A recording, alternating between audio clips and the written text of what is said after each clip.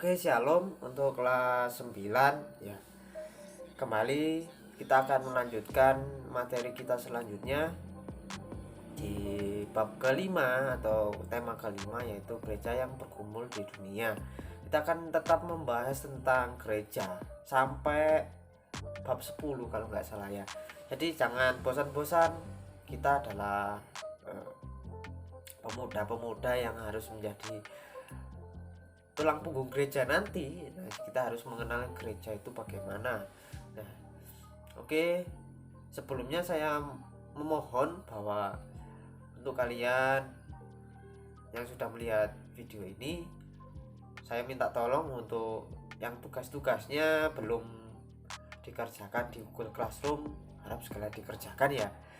Untuk yang mengalami kendala untuk mengerjakan tugas-tugas dari saya, dimohon untuk memberikan kabar kepada saya, mengkonfirmasikan apa yang kamu rasakan, apa yang menjadi kendala untuk mengerjakan tugas ini. Nah, jadi saya lebih mudah untuk dapat memahami kalian ya. Jadi berbicara supaya saya mengerti ya gitu.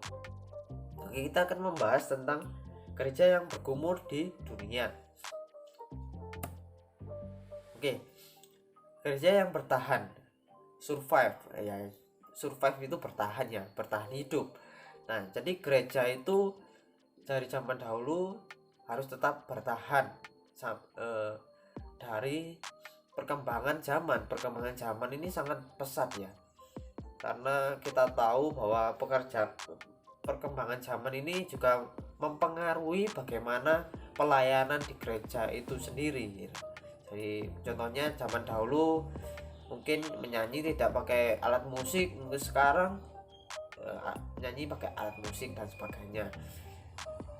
Bahkan di pandemi ini firman Tuhan yang seharusnya harus dilihat secara langsung di gereja saat ibadah, jadi kita harus ibadahnya secara online. Nah, itu berbeda ya. Jadi gereja harus berkembang, gereja harus bertahan hidup dalam perkembangan zaman. Nah, gereja dapat masuk ke dalam suatu kalangan namun mempertahankan, itulah yang menjadi pergumulan gereja. Masalah eksternal atau internal dapat mempengaruhi perkembangan dan pertumbuhan gereja. Jadi perkembangan gereja itu tidak dipengaruhi dari luar saja, dari dalam juga. Jadi kita harus ketahui hal itu supaya kita sebagai pemuda-pemuda masa depan yang menjadi punggung gereja, kita dapat mengetahui bagaimana gereja itu memiliki solusi yang bagaimana untuk berkembang ya. Nah, karena kita hidup di dalam Indonesia, di negara Indonesia yang kita sebagai minoritas, kita harus tahu akan hal itu. Oke, jadi gereja yang bertahan hidup itu sangatlah susah di zaman sekarang. Bahkan untuk orang-orang yang di luar kita yang memiliki sikap fanatisme itu juga banyak yang menolak orang Kristen. Bahkan di negara kita juga untuk perizinan membuat tempat ibadah pun sangatlah susah, harus memiliki perizinan, syarat-syarat yang susah. Contohnya minimal 60 KK dan ada persetujuan di lingkungan sekitar. Nah, itulah yang menjadi pergumulan gereja di dalam dunia. Bahkan kalau kita ketahui, umat yang lain sangatlah mudah untuk membuat tempat ibadah. Kenapa orang-orang Kristen sangat susah? Nah, itulah yang menjadi pergumulan kita, pergumulan kamu dan saya sebagai pemuda masa depan gereja ya. Nah, video ini akan saya kemas sesingkat mungkin karena saya takut ini storage-nya nanti begitu banyak sehingga membuat penuh HP kalian. Ya. Literatur Alkitab. Nah, di sini dapat kita ketahui bagaimana gereja bergumul di dunia melalui pencobaan di padang gurun. Nah, jadi orang Kristen itu dapat kita ketahui, dapat kita pandang melalui apa yang sudah dialami oleh Tuhan Yesus di padang gurun ini saat berpuasa. Nah, itu juga gambaran bahwa orang Kristen itu dicobai pada masa kini. Nah, yang pertama, Tuhan Yesus dicobai untuk berubah batu menjadi roti.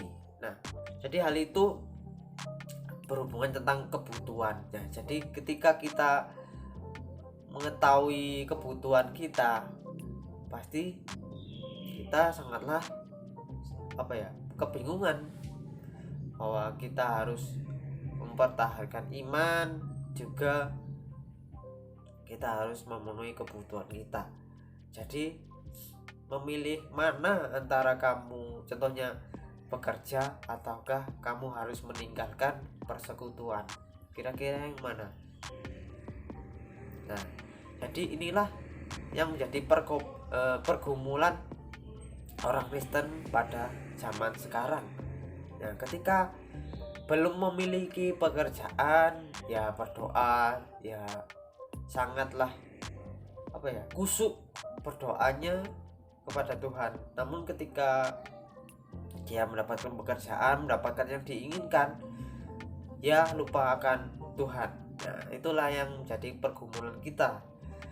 Jadi ketika sudah seharusnya kita jika meminta dan sudah diberikan, seharusnya kita harus bersyukur dan dapat lebih-lebih sekali, lebih lagi untuk dapat bersyukur pada Tuhan yang memberikan kita berkat itu. Jadi apalagi kebutuhan ini sangatlah harus kita penuhi. Nah, masa sih karena kebutuhan saja kamu harus meninggalkan Tuhan? Nah, yang kedua, pembuktian, menjatuhkan diri. Nah, jadi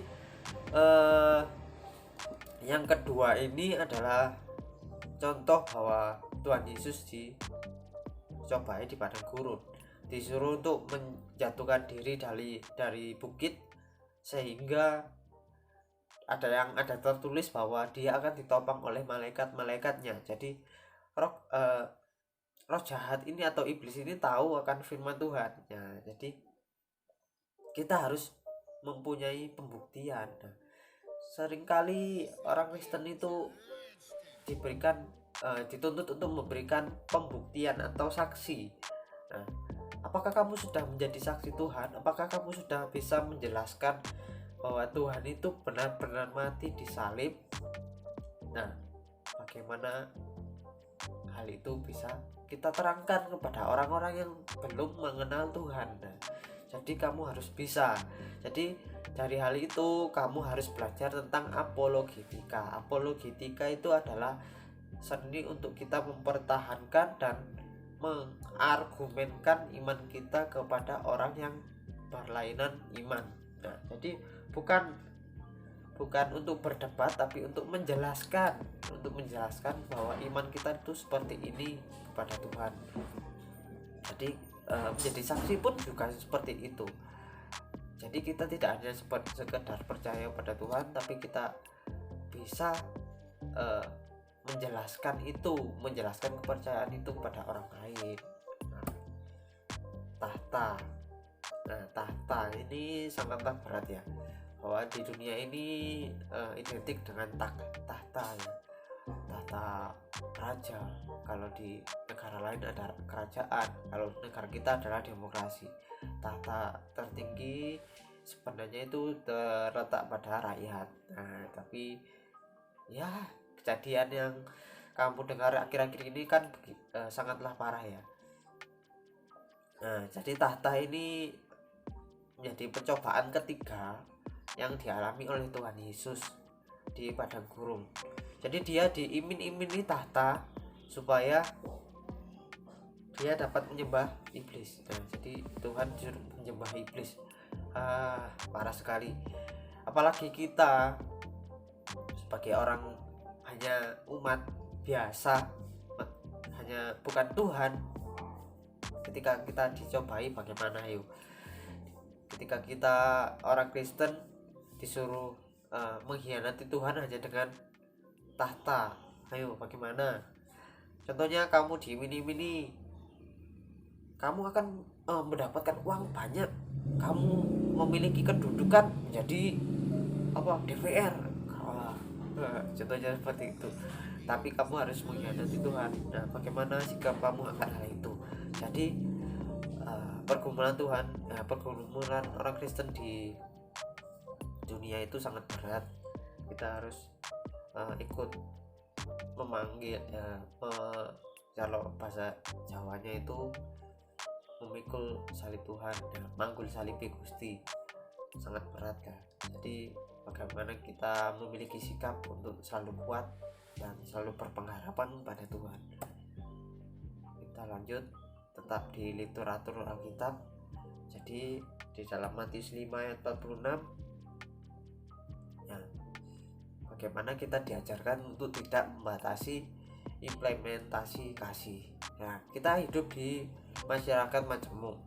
Nah, seharusnya kita tidak membeda-bedakan untuk memberikan kasih kita, mewujudkan kasih kita kepada sesama, bukan kepada orang Kristen saja, tapi kepada orang yang lain iman juga. Kita harus menunjukkan bahwa kita mengasihi mereka, bahwa sesama kita itu bukan hanya orang Kristen tapi orang yang berbeda agama juga. Jadi janganlah menutup diri untuk mengasihi orang lain yang berbeda agama dengan kita. Jadi itulah yang harus kita lakukan. Nah, di Matius 21, bukti dari iman, perumpamaan dua anak. Jadi dalam pergumulan hidup orang Kristen ini kita harus tetap menjadi contoh yang baik. Nah, ketika firman Tuhan mengatakan A, kita harus melakukan A. Ketika firman kita mengatakan B, kita harus melakukan B. Jadi bukan firman Tuhan mengatakan A lalu kita melakukan C, itu hal yang salah. Jadi bukti dari iman adalah melakukan iman itu sendiri. Jadi kita kalau bicara saya beriman tapi kamu tidak menunjukkan bukti dari iman, itu namanya tong kosong nyaring bunyinya, atau iman tanpa perbuatan itu hakikatnya adalah mati. Contohnya dari perumpamaan dua anak ini. Jadi satu disuruh tapi gak mau, tapi satu disuruh tapi menyesal lalu mau. Nah, kamu menjadi yang mana? Nah, Filipi 3 ayat 17 sampai 21, ayat nasnya 18, kita menjadi warga kerajaan surga. Semuanya pasti mengamini bahwa kita akan kembali ke surga. Kita adalah warga kerajaan surga. Kalau sekarang kita WNI, warga negara Indonesia. Kalau nanti kita akan cari WKS, warga kerajaan surga. Nah, sebagai warga kerajaan surga kita harus tahu ya, di dunia ini hanya sementara. Kita harus tahu bagaimana kita harus hidup sesuai dengan kehendak Tuhan. Hidup yang sementara ini harus kita gunakan dengan sebaik mungkin. Jangan kita sia-siakan. Jangan kita seperti muda kaya raya mati, muda foya-foya, tua kaya raya mati masuk surga, itu adalah hoax. Nah, jadi kita harus tetap melakukan kehendak Tuhan apapun yang terjadi, sesulit apapun itu. Nah, 1 Petrus 2 ayat 9 sampai 12. Jadi gula yang menetralkan kopi. Nah, jadi ini di tengah-tengah masyarakat ya.